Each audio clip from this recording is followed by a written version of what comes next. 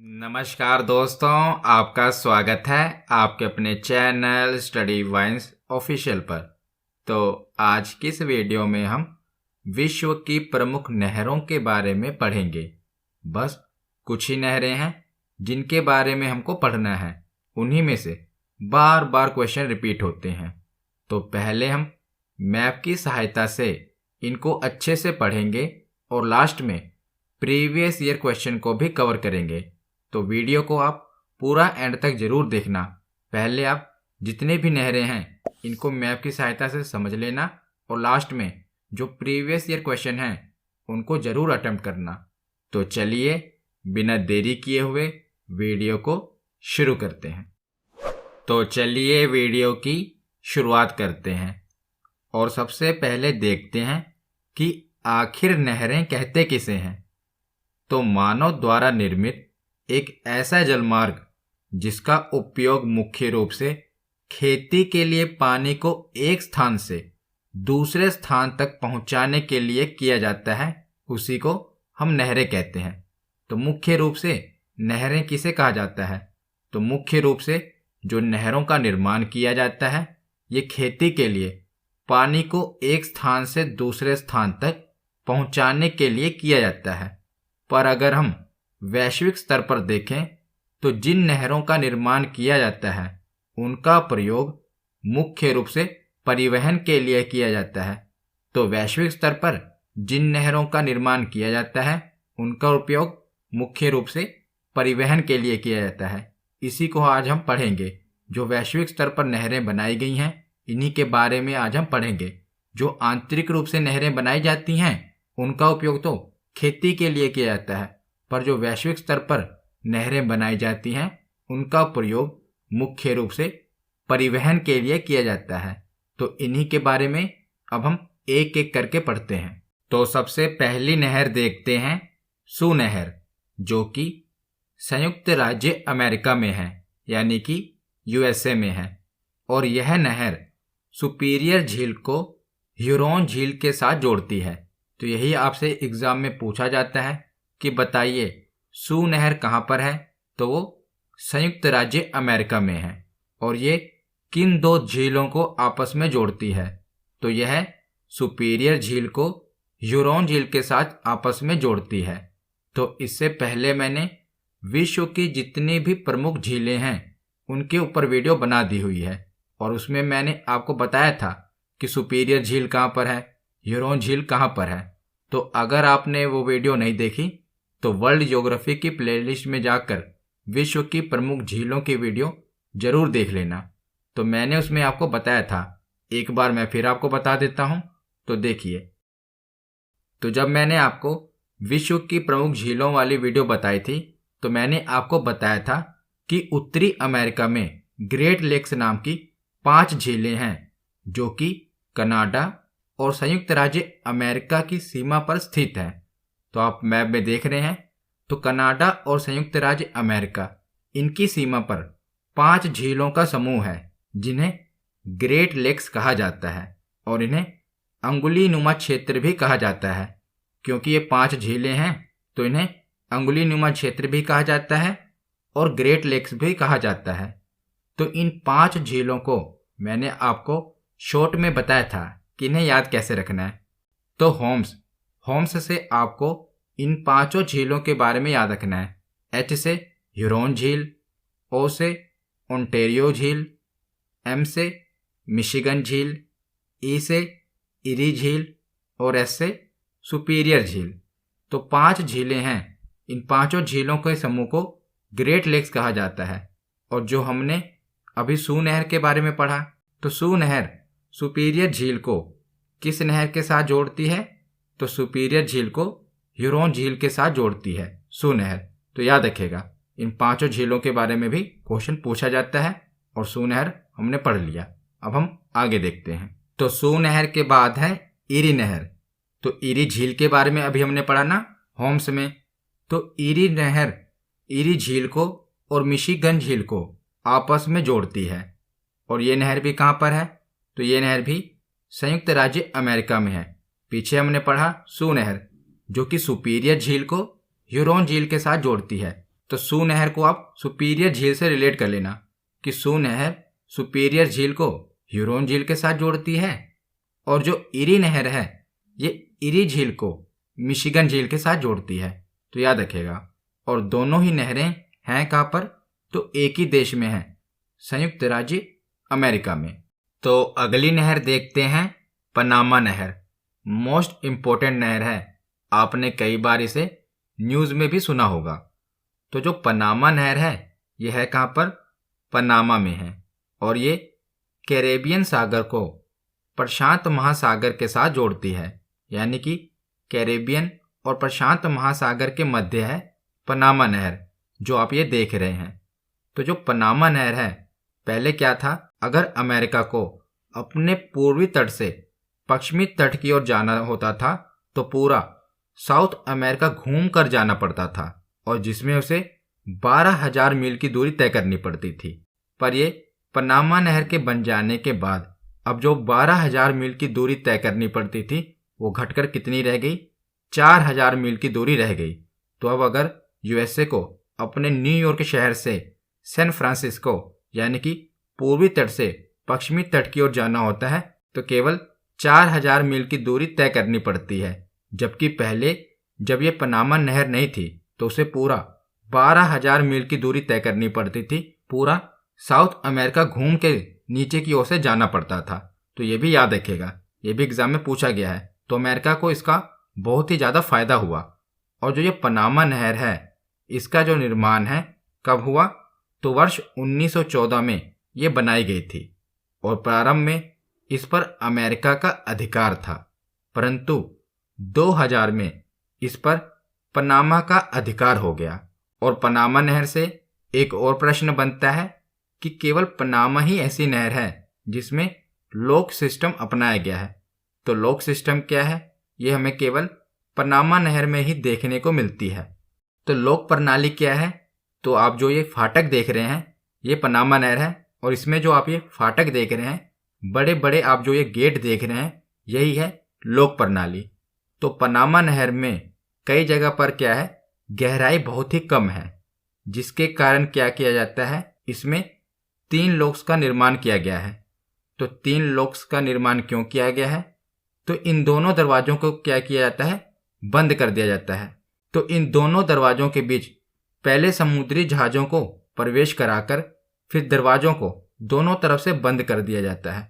और फिर क्या किया जाता है, दरवाजों को बंद करने के बाद इसमें पानी भरा जाता है ताकि जो जहाज़ है उसे ऊपर उठाया जा सके और जहाज़ को आगे आसानी से बढ़ाया जा सके। तो केवल पनामा नहर में ही ऐसा देखने को मिलता है, इसी में ये लॉक प्रणाली अपनाई गई है। तो आपसे एग्जाम में पूछा भी गया है कि किस नहर में लॉक प्रणाली की व्यवस्था अपनाई गई है? तो पनामा नहर में, याद रखिएगा। तो पनामा नहर के बाद अगली इंपॉर्टेंट नहर देखते हैं, स्वेज नहर। तो पनामा नहर और स्वेज नहर ये दोनों तो मोस्ट इम्पोर्टेंट हैं। तो स्वेज नहर कहाँ पर है? तो ये इजिप्ट यानी कि मिस्र में है और ये लाल सागर को भूमध्य सागर के साथ जोड़ती है। तो स्वेज नहर लाल सागर और भूमध्य सागर के बीच में है। आप देख रहे हैं यह है स्वेज कैनाल और यह है रेड सी और इधर है मेडिटेरियन सी यानी कि भूमध्य सागर। तो भूमध्य सागर को ये रेड सी यानी कि लाल सागर के साथ जोड़ती है। तो जो ये स्वेज नहर है इसका निर्माण 1869 में किया गया था। 1869 में महात्मा गांधी जी का जन्म हुआ था। तो 1869 में जब महात्मा गांधी का जन्म हुआ था उसी वर्ष इस स्वेज नहर का निर्माण किया गया था और इसके निर्माण का कार्य 1854 ईस्वी में एक फ्रांसीसी इंजीनियर फर्डिनेंड द लेपेक्स को सौंपा गया था। और इस नहर की लंबाई कितनी है? तो 168 किलोमीटर इसकी लंबाई है और इसकी गहराई देखी जाए तो औसत गहराई 16.15 मीटर है और अधिकतम चौड़ाई कितनी है? तो 365 मीटर इसकी चौड़ाई है और न्यूनतम चौड़ाई देखी जाए तो 60 मीटर है। तो ये कुछ फैक्ट हैं जो आपको पता होने चाहिए क्योंकि जो स्वेज नहर है ये काफ़ी इम्पोर्टेंट है। तो ये फैक्ट भी आपको पता होने चाहिए। ये जरूर पता होना चाहिए कि 1869 में इसका निर्माण किया गया था। ये तो मोस्ट इम्पोर्टेंट है। और लाल सागर को ये भूमध्य सागर के साथ जोड़ती है। तो एक बार वर्ल्ड मैप में भी देख लेते हैं। तो देखिए, जो ये स्वेज नहर है, पहले क्या होता था कि अगर यूरोप से भारत आना होता था तो पूरा अफ्रीका महाद्वीप नीचे से घूमकर आना पड़ता था, जिस कारण बहुत सी दूरी तय करनी पड़ती थी और ट्रांसपोर्टेशन कॉस्ट भी काफ़ी ज़्यादा पड़ती थी। पर अब स्वेज नहर के बन जाने के बाद भारत और यूरोप के मध्य लगभग 7,000 किलोमीटर की समुद्री दूरी में कमी आई है। तो ये याद रखना, एग्जाम में पूछा गया है कि स्वेज नहर के बन जाने के बाद यूरोप और भारत के बीच की दूरी में कितनी कमी आई है। तो लगभग 7,000 किलोमीटर की कमी आई है यूरोप से भारत के बीच की दूरी में। ये एग्जाम में पूछा गया है, इसीलिए मैं आपको ये फैक्ट बता रहा हूँ, याद रखिएगा।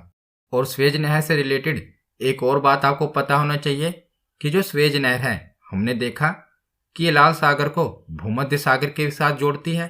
तो स्वेज नहर के अगर उत्तर में देखा जाए तो कौन सा बंदरगाह है, यानी कि कौन सा पोर्ट है, तो उसका नाम है पोर्ट सईद। बंदरगाह के ऊपर मैं जितने भी पोर्ट हैं उनके ऊपर अलग से वीडियो बनाऊंगा, पर यह स्वेज नहर से रिलेटेड है, इसीलिए इसको यहीं पर याद कर लीजिए।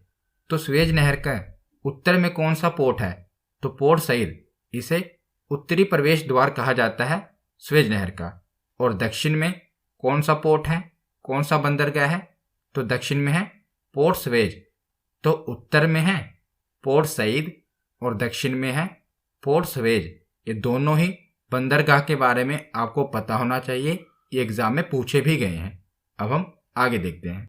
तो अगला नहर है गोटा नहर, जो कि स्वीडन यानी कि यूरोप में है और ये स्वीडन की राजधानी स्टॉकहोम को गुटेनबर्ग के साथ जोड़ती है।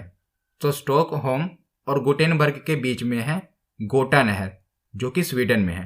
स्वीडन की राजधानी है ना स्टॉकहोम, तो स्टॉकहोम को गुटेनबर्ग के साथ जोड़ती है। तो गुटेन और गोटा नहर आप रिलेट भी कर सकते हैं। तो गुटेनबर्ग को स्टॉकहोम के साथ जोड़ती है गोटा नहर, जो कि स्वीडन में है। अगली नहर है कील नहर, जो कि जर्मनी यानी कि यूरोप में है और ये उत्तरी सागर और बाल्टिक सागर के बीच में है। तो उत्तरी सागर और बाल्टिक सागर के बीच में है कील नहर, याद रखेगा। और इसे बहुत ही आसानी से याद किया जा सकता है। कैसे, तो देखिए, बाल्टिक है ना, बाल्टिक, इसे आप बाल्टी से रिलेट करेंगे। और पहले की जो बाल्टी होती थी लोहे की बाल्टी होती थी और उसमें कील लगी होती थी ना। आजकल तो जो बाल्टियाँ आती हैं प्लास्टिक की आती हैं, पर पहले की जो बाल्टियाँ होती थी वो लोहे की होती थी और उसमें कील लगी होती थी। तो जब भी आपको ऑप्शन में आएगा बाल्टिक सागर, तो आपके दिमाग में तुरंत ये बात क्लिक करेगी कि ये कील नहर है यहाँ पर। तो उत्तरी सागर और बाल्टिक सागर के बीच कौन सी नहर है, तो कील नहर है। और ये है कहाँ पर, तो जर्मनी में है। आप मैप में देख रहे हैं, यह है बाल्टिक सागर और यह है नॉर्थ सी यानी कि उत्तरी सागर, और इन्हीं के बीच में है ये नहर कील नहर। अब हम आगे देखते हैं। तो कील नहर के बाद है मैनचेस्टर नहर। ये ग्रेट ब्रिटेन में है, यूरोप में है ये भी, और ये उत्तरी मैनचेस्टर को लिवरपूल के साथ जोड़ती है। तो उत्तरी मैनचेस्टर और लिवरपूल के बीच में है मैनचेस्टर नहर। आप मैप में देख रहे हैं, ये ग्रेट ब्रिटेन में है, तो आसान है याद रखना। मैनचेस्टर नहर मैनचेस्टर को लिवरपूल के साथ जोड़ती है, ये ग्रेट ब्रिटेन में है। तो आगे देखते हैं करा नहर परियोजना। तो ये थाईलैंड की एक परियोजना है। थाईलैंड में अब ये नहर बनने जा रही है, मतलब कि अभी प्रस्तावित है। तो ये नहर बनने के बाद क्या होगा, थाईलैंड की खाड़ी को अंडमान सागर के साथ जोड़ देगी। आप ये देख रहे हैं, यह है करा नहर। ये अभी प्रस्तावित योजना है जो कि थाईलैंड की खाड़ी को अंडमान सागर के साथ जोड़ेगी। तो थाईलैंड की खाड़ी और अंडमान सागर के बीच में है करा नहर परियोजना। तो आपसे ये पूछा जाएगा करा नहर परियोजना कहाँ की है, तो ये थाईलैंड की है, अभी प्रस्तावित परियोजना है। तो आज की आखिरी नहर देखते हैं केपी नहर। तो ये भारत में है, इसीलिए मैंने इसे इंक्लूड किया, और ये आंध्र प्रदेश और तमिलनाडु के बीच में है। तो आंध्र प्रदेश और तमिलनाडु के बीच में कौन सी नहर है, केपी नहर। तो अब हम प्रीवियस ईयर क्वेश्चन देखते हैं कि हमारे कितने प्रश्न सही होते हैं। तो पहला प्रश्न है कि सू नहर निम्नलिखित में से किसको जोड़ती है? तो बताइए, सू नहर किसको जोड़ती है? तो इसका सही जवाब होगा सुपीरियर झील को ह्यूरोन झील से, यानी कि ऑप्शन बी। अगला प्रश्न है कि कील नहर जोड़ती है। तो कील नहर मैंने आपको ट्रिक बताई थी, तो ऑप्शन में है बाल्टिक सागर। कौन से ऑप्शन में है? Option B. तो उत्तरी सागर को बाल्टिक सागर के साथ जोड़ती है कील नहर। अगला प्रश्न है कि स्वेज नहर कब बनकर तैयार हुई? तो स्वेज नहर कब बनकर तैयार हुई थी? जब महात्मा गांधी जी का जन्म हुआ था, तो वर्ष 1869 में स्वेज नहर बनकर तैयार हुई थी। अगला प्रश्न है कि स्वेज नहर जोड़ती है। तो स्वेज नहर जोड़ती है भूमध्य सागर को लाल सागर से, यानी कि मेडिटेरियन सी को रेड सी से, ऑप्शन ए। अगला प्रश्न है कि स्वेज नहर के उत्तरी सिरे में कौन सा पत्तन स्थित है, यानी कि कौन सा बंदरगाह है? तो स्वेज नहर के उत्तर में कौन सा था? Port Said, option B. अगर दक्षिण में पूछा होता तो पोर्ट स्वेज। अगला प्रश्न है, तो पूछ भी लिया कि स्वेज नहर के दक्षिण सिरे पर कौन सा पत्तन स्थित है? तो दक्षिण सिरे पर कौन सा पोर्ट है? तो ऑप्शन ए, पोर्ट स्वेज। अगला प्रश्न है कि पनामा नहर का निर्माण किस वर्ष हुआ था? तो पनामा नहर का निर्माण कब हुआ था? वर्ष 1914 में। याद रखेगा, जब पूछा जाए स्वेज नहर का निर्माण कब हुआ था, दो ही नहरों का निर्माण पूछा जाता है। स्वेज नहर का निर्माण हुआ था जब महात्मा गांधी का जन्म हुआ था, वर्ष 1869 में, और पनामा नहर का निर्माण हुआ था वर्ष 1914 में। जो स्वेज नहर है वो पनामा नहर से भी पहले बनी थी, याद रखिएगा। तो पनामा नहर 1914 और स्वेज नहर 1869। अगला प्रश्न है कि पनामा नहर स्वेज नहर से भिन्न है क्योंकि? तो आपको ऑप्शन दिए हुए हैं, तो आपको बताना है कि पनामा नहर स्वेज नहर से भिन्न क्यों है। ये एसएससी में पूछा गया था। तो ऑप्शन ए है इसमें लोक प्रणाली है। तो हाँ, पनामा जो नहर है इसमें लोक प्रणाली अपनाई गई है, लोक सिस्टम है। तो इसका सही जवाब होगा ऑप्शन ए। स्वेज नहर में ऐसी कोई भी प्रणाली देखने को नहीं मिलती जो कि पनामा नहर में देखने को मिलती है, लोक प्रणाली। तो इसका सही जवाब होगा ऑप्शन ए। अगला प्रश्न है कि कौन सी नहर बाल्टिक सागर को उत्तरी सागर से मिलाती है? तो बाल्टिक आ गया तो आपके दिमाग में आ जाना चाहिए कील। तो ऑप्शन सी, कील नहर जो है ये बाल्टिक सागर को उत्तरी सागर से मिलाती है। अगला प्रश्न है करा नहर परियोजना निम्नलिखित में से किस देश की है?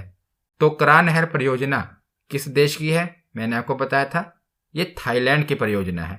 आज का आखिरी प्रश्न है कि स्वेज नहर के बन जाने के पश्चात भारत और यूरोप के मध्य की समुद्री दूरी में कितनी कमी आई है? तो बताइए, मैंने आपको बताया था ना कि स्वेज नहर के बन जाने के पश्चात भारत और यूरोप के मध्य लगभग 7000 किलोमीटर की दूरी की कमी आई है। तो ऑप्शन बी 7000 किलोमीटर इसका सही जवाब होगा। तो आज की ये वीडियो यहीं पर ख़त्म होती है। कैसी लगी ये वीडियो कमेंट सेक्शन में ज़रूर बताना। धन्यवाद।